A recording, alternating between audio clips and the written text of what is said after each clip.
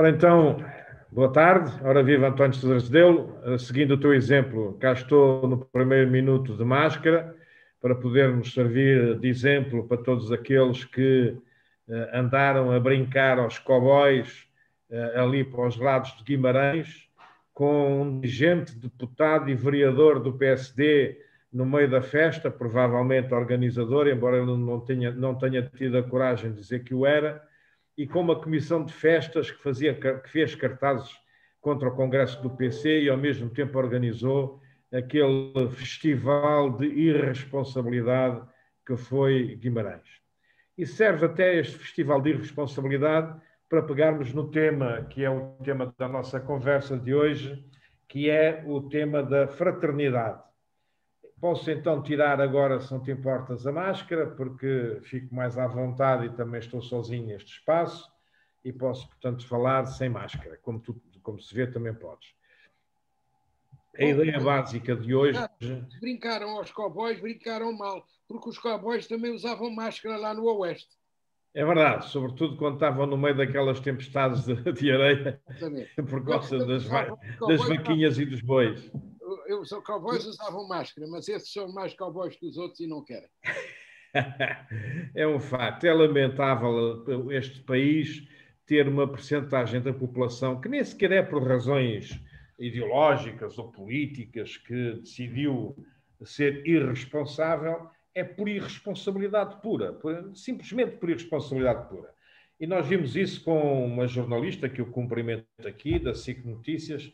Eu raramente vejo televisão, mas vejo os noticiários e vou vendo os noticiários das várias televisões e no facto é que num dos noticiários da SIC Notícias houve uma jornalista que foi veementemente crítica em relação ao tal vereador, deputado e dirigente do PSD, que ainda tentou brincar com a situação e foi encostada à parede de uma forma inacreditável. Os meus parabéns, senhora jornalista, porque obrigou o senhor a ter que pedir desculpa pela circunstância em que se envolveu. Porque, como eleito, no caso, ele deveria ter sido dos primeiros no meio daquela centena, ou 2 centenas, ou 3 centenas de pessoas, a dizer: meus amigos, não brinquemos, estamos numa circunstância de pandemia, havia uma série de gente sem máscara, portanto era muito importante que houvesse um responsável político que, no caso concreto, fosse capaz de criar uma situação de afastamento. E não há comissão de festas que tenha autoridade para provocar irresponsabilidades deste género, quer seja a favor, quer seja contra o Congresso do Partido Comunista Português. Que no caso concreto foi um congresso, mais uma vez, organizado como deve ser, com a distância social, com as máscaras, etc. Ao contrário daquela festarola decadente, porque não tem nada a ver com as festas populares de Guimarães. E, na verdade, a ideia hoje é precisamente pegarmos no tema da fraternidade, porque é um tema que tem literalmente a ver com aquilo que nós estamos hoje a viver. Ou somos fraternos, isto é, ou nos olhamos uns para os outros como irmãos, ou, no caso concreto, não o somos. E se não o somos, vamos criar circunstâncias gravíssimas do ponto de vista social. Bem, vou passar agora a palavra a ti e depois vamos continuando com a conversa sossegadamente. António Cesaresdelo, o tempo é teu. Ora bem, já que vamos falar em fraternidade, eu começo já com um ato de grande fraternidade que aconteceu na Antiguidade e que é a parábola do bom samaritano. Para aquelas pessoas que não sabem, o bom samaritano estava de viagem de Samarita para Jerusalém. E no caminho encontra um homem que tinha sido atacado, estava ferido e estava quase moribundo. Já tinham passado por ele várias pessoas de classes altas que se desviaram e não o ajudaram. O samaritano, que vinha de Samarita, se é o nome da cidade, que era uma cidade mal vista porque eles lá não tinham o sangue puro dos judeus, viu o homem em aflição, saltou do cavalo ou do burro em que montava e foi imediatamente ajudá-lo. Passou-lhe com óleo e azeite e vinagre, que eram os remédios daquele tempo, e trouxe-o para a cidade mais próxima, onde entregou a um curandeiro, a um médico daquele tempo, e lhe disse: trate dele, que eu quando voltar da viagem eu pago as despesas. Esta parábola é-nos contada por Jesus Cristo quando um alto dignatário da religião judaica lhe perguntou que é que ele tinha de fazer para ir para o céu. E Cristo respondeu-lhe com esta parábola. Ou seja, a parábola da irmandade, a parábola da igualdade, a parábola da generosidade, a parada de sabermos dar um pouco de nós aos outros que precisam. E esta parábola também se aplica a este governante do PSD. Ele não teve fraternidade para com os seus irmãos da sua cidade ou da sua aldeia ou da terra onde estava. Houve uma falta absoluta de fraternidade, porque não teve a coragem de lhes dizer: não podemos ser assim, e deitar-lhes a mão para o desvario em que eles estavam. Isso mesmo.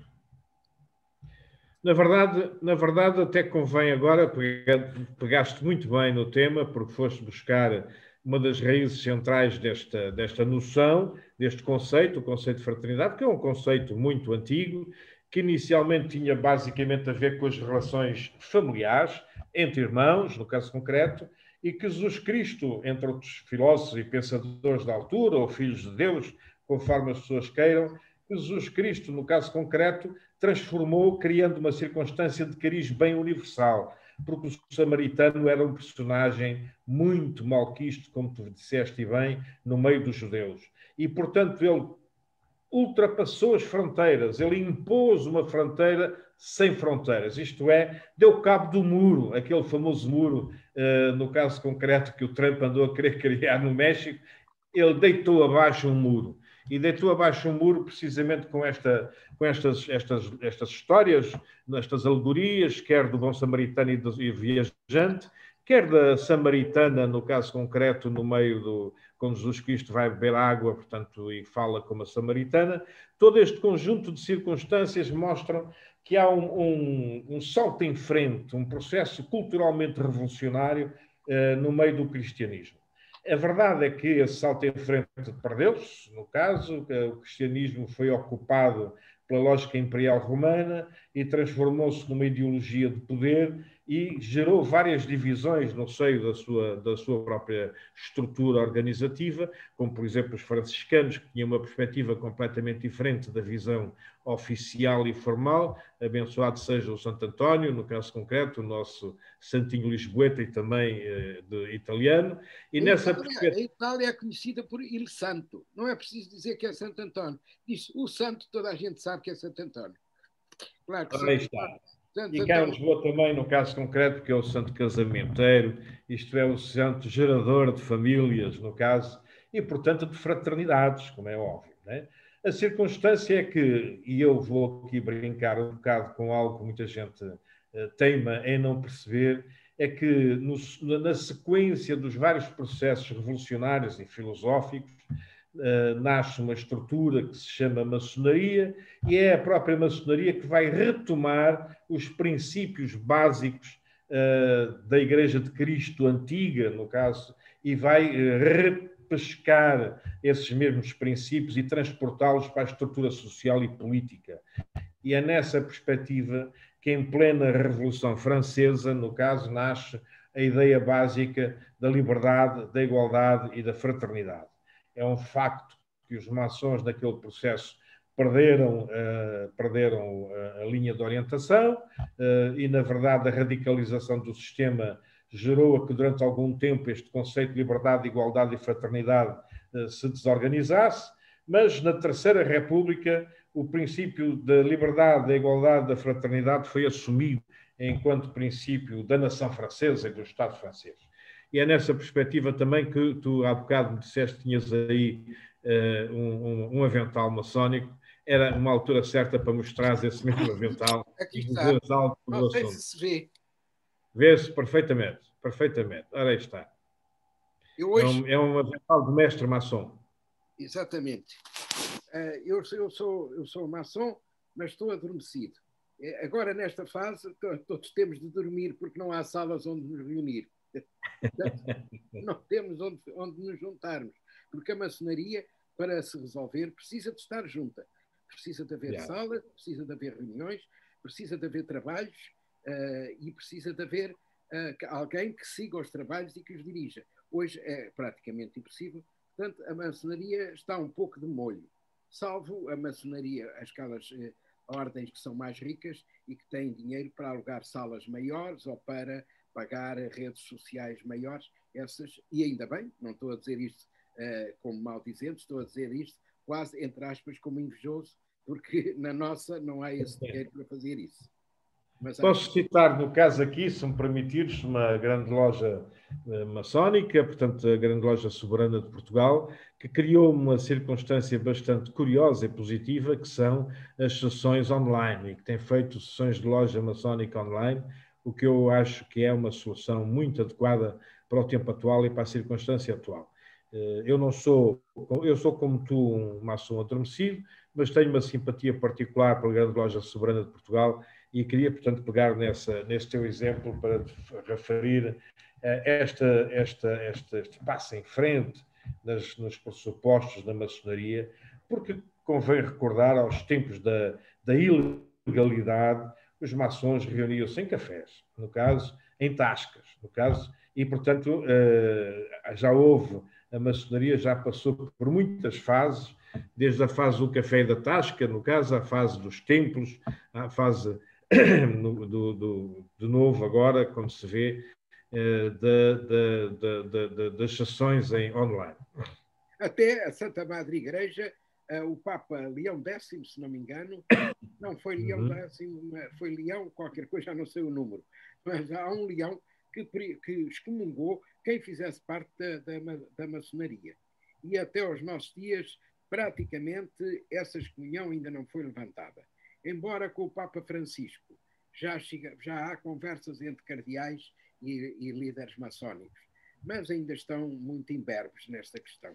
Portanto, de um lado como do outro, há desconfianças e há razões de queixa e, portanto, é difícil a aproximação. Mas devo dizer-te, para já, que estando a falar da fraternidade, a palavra latina de fraternidade é fraternitas. E fraternitas deu frade. Fraternitas deu confraria.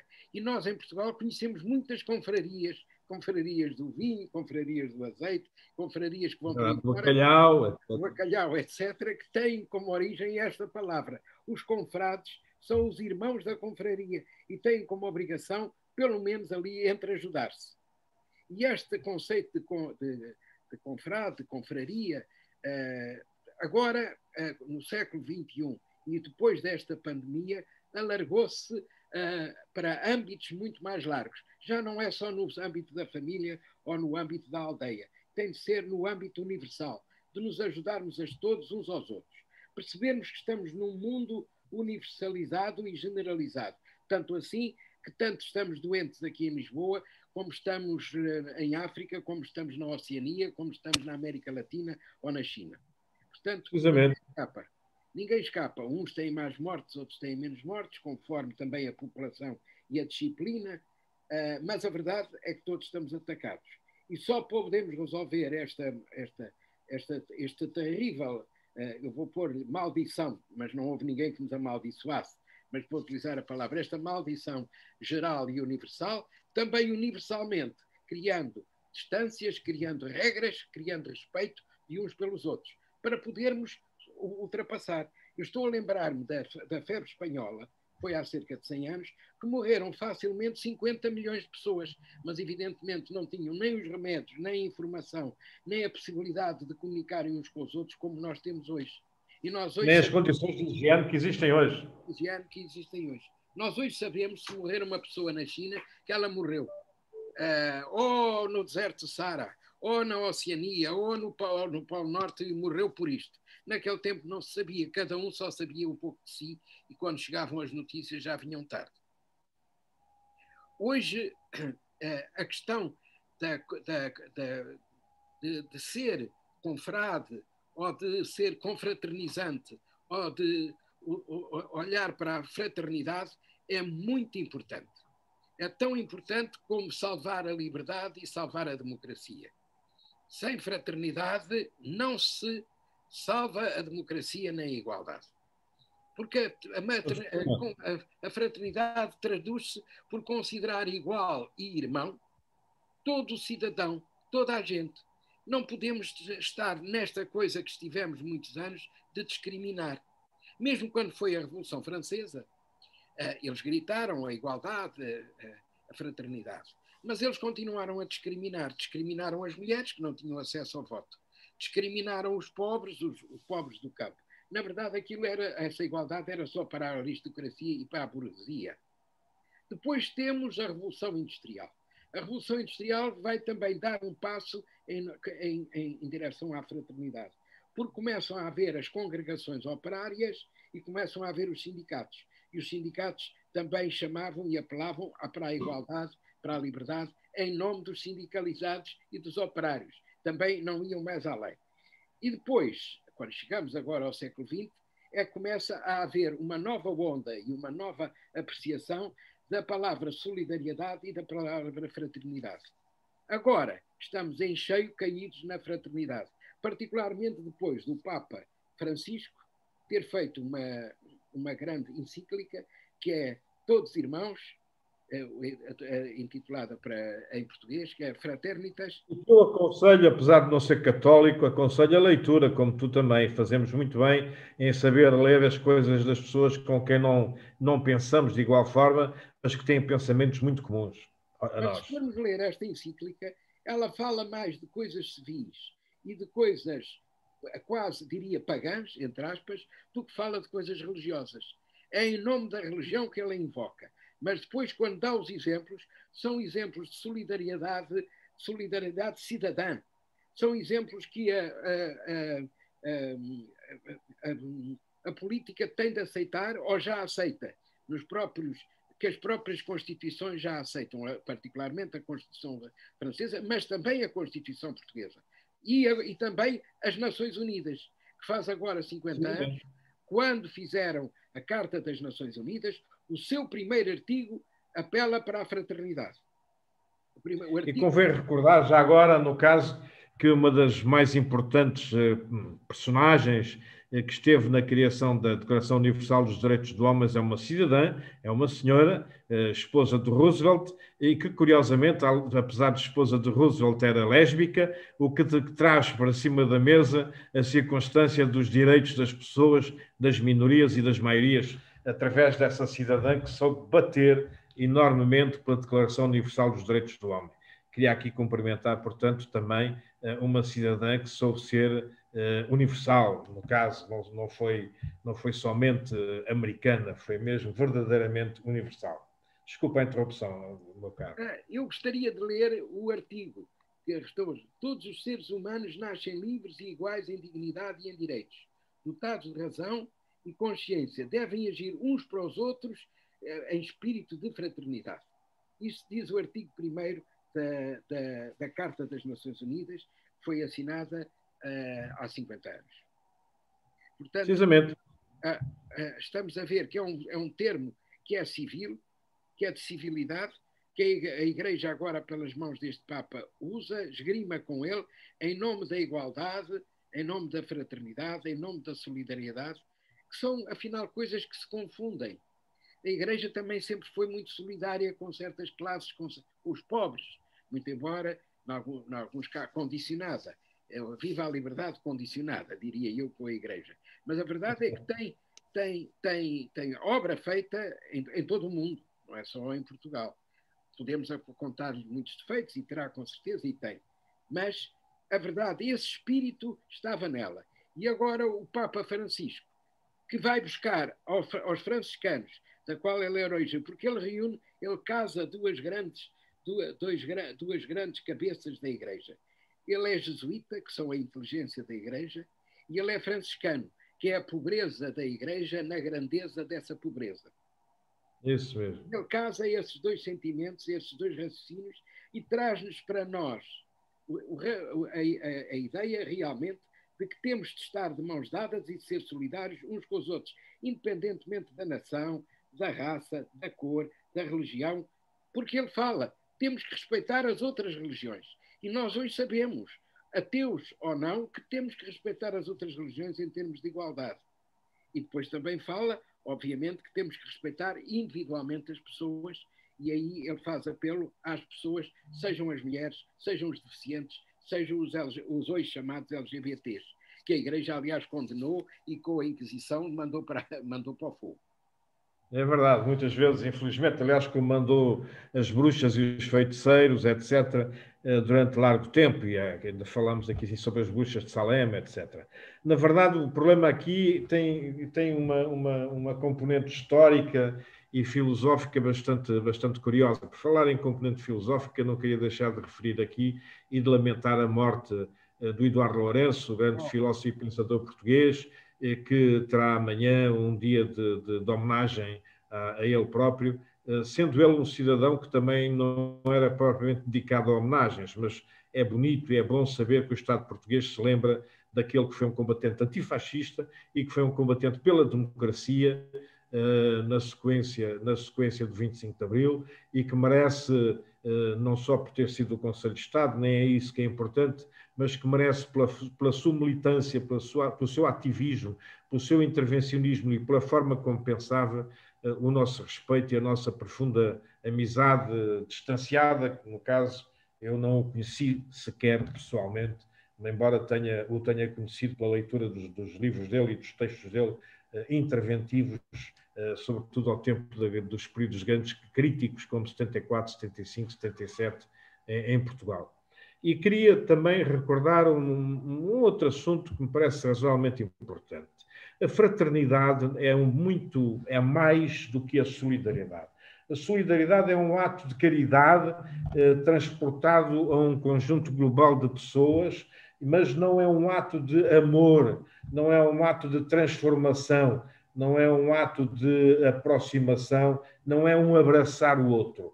E vale a pena aqui voltar a recordar que Jesus Cristo, quando lhe perguntam quais são os mandamentos que o orientam, ele refere 2 mandamentos. Amar a Deus acima de todas as coisas e amar o outro como a nós mesmos.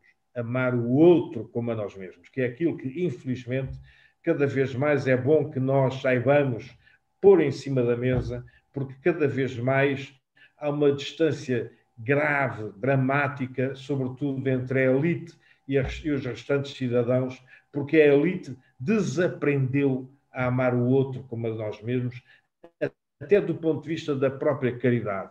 É inaceitável nós continuarmos a ver, como vi ontem, e está um texto no Estrategizante sobre essa matéria, uma empresária muito preocupada porque perdeu 20% do seu negócio durante a crise. Bem, 20% do seu negócio durante a crise, lamento imenso dizer a essa senhora, é muito pouco, porque há empresários e há cidadãos que perderam 100%. 100% dos seus salários, 100% dos seus negócios. Estou aqui a recordar e a mostrar a minha solidariedade para com os pequenos e microempresários da hotelaria e da restauração, sobretudo da restauração, como é óbvio, e sobretudo para com os imensos trabalhadores, um número incrível de trabalhadores que vive hoje em circunstâncias francamente frágeis do ponto de vista económico e do ponto de vista social.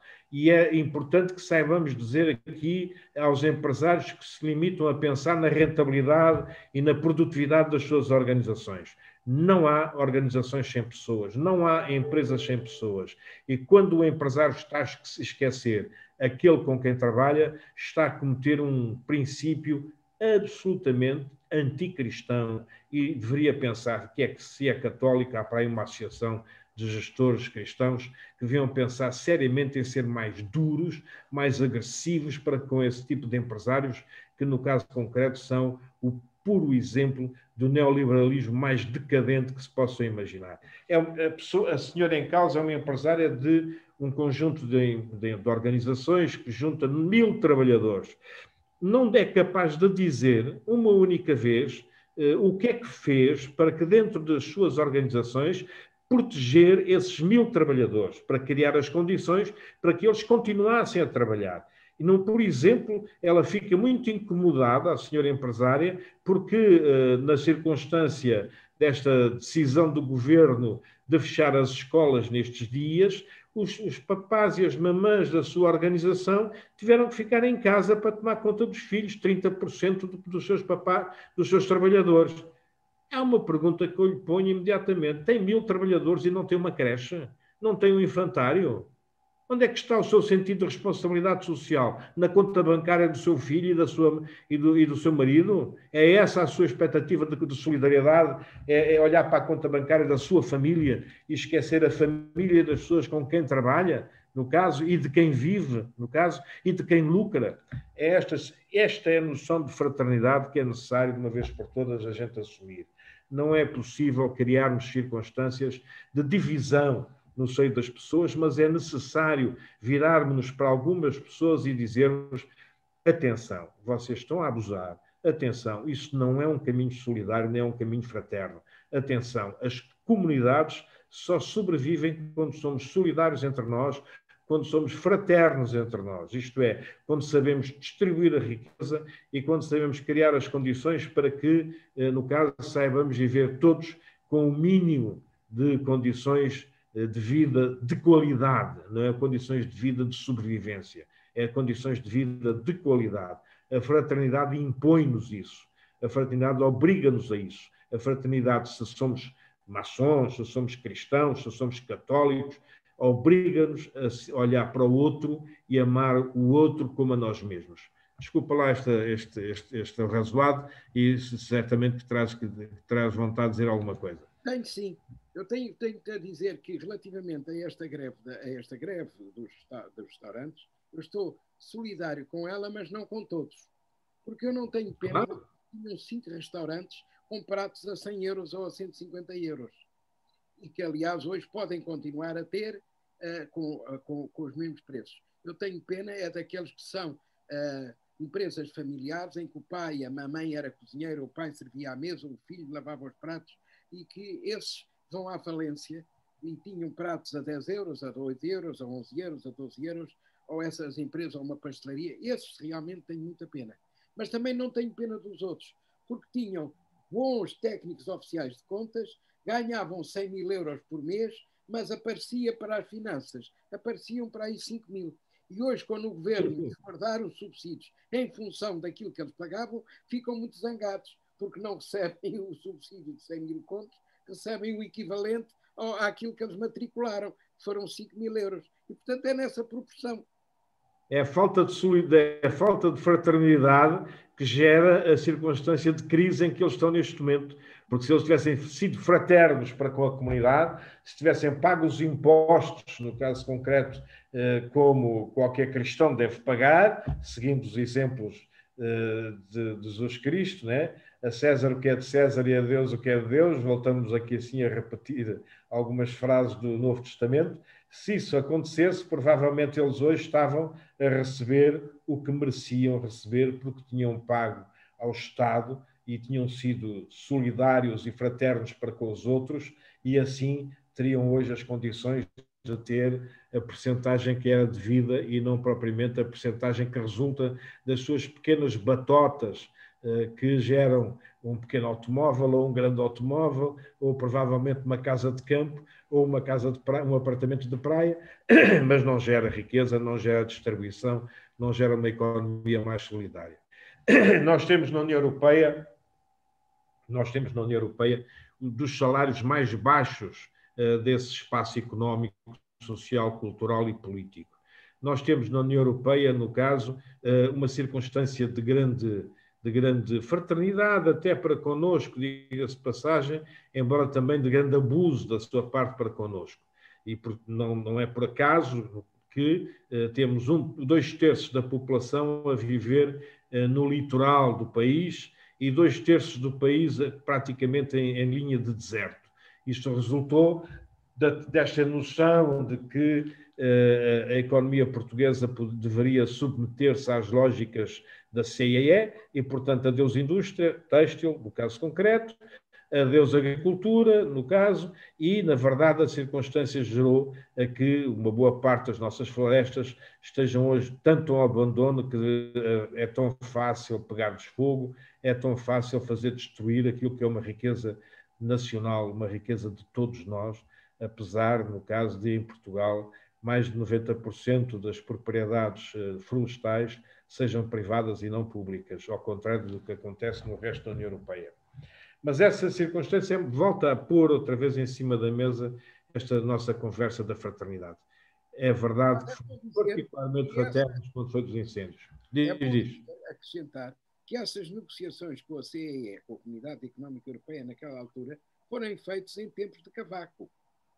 Sim, Foi sim. durante o cavaquismo que houve essa mudança da agricultura para o turismo e da agricultura para as autoestradas. E nós temos autoestradas, mas não temos coisas propriamente para circular nelas, senão nos Mercedes das pessoas que fizeram obras para essas próprias autoestradas.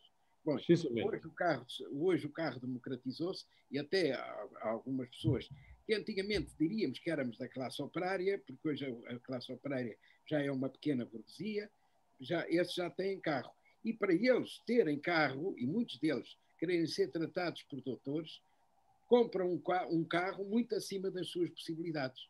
Eu bem vejo, se eu for a uma loja no meu smartzinho pequenino, o senhor o que é que quer? Se entra lá um tipo com Mercedes, seu doutor, o que é que pretende?